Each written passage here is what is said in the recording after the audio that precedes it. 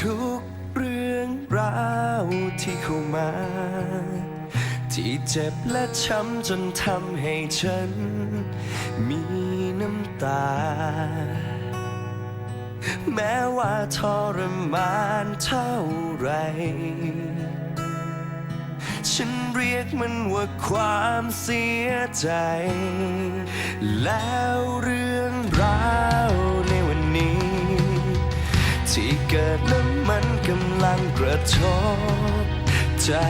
ของฉันก็สอนให้ได้เรียนรู้ใหม่ในคำที่ฉันเคยเข้าใจสิ่งใดที่เคยได้เจอกลายเป็นแค่เพียงเรื่องเล็กน้อยไปในพริบตาเสียงของเธอที่ร่ำลาได้สอนให้รู้ว่าอย่าไปจำความช้ำที่มีแหละคือความเสียใจความเสียใจมันเป็นอย่างนี้จำสมัยต้องเจ็บจนร้องไห้โดยไม่อายต้องช้ำทุรนทุรายขนาดนี้ที่ผ่านมามองย้อนไปลองคิดดูบางทีก็เสียได้น้ำตาแต่เธอทำให้ได้รู้ว่าค่าของน้ำตามันคู่ควรกับการต้องเสียเธอ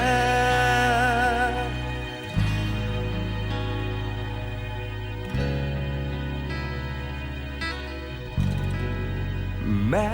ฉันยืนแทบไม่ไหว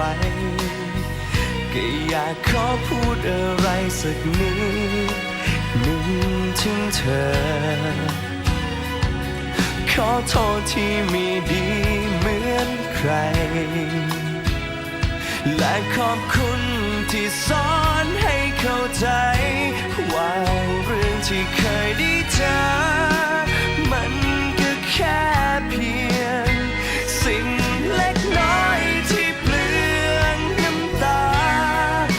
เสียงของเธอที่ร่ำลาได้สอนให้รู้ว่า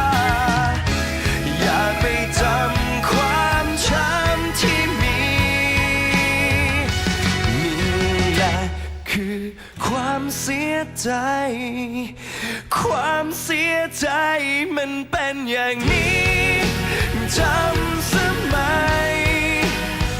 ต้องเจ็บจนร้องไห้โดยไม่อายต้องช้ำทุรนทุรายขนาดนี้ที่ผ่านมามองย้อนไปลองคิดดูบางทีก็เสียได้น้ำตาแต่เธอทำให้ได้รู้ว่าค่าของน้ำตามันคู่ควรกับการ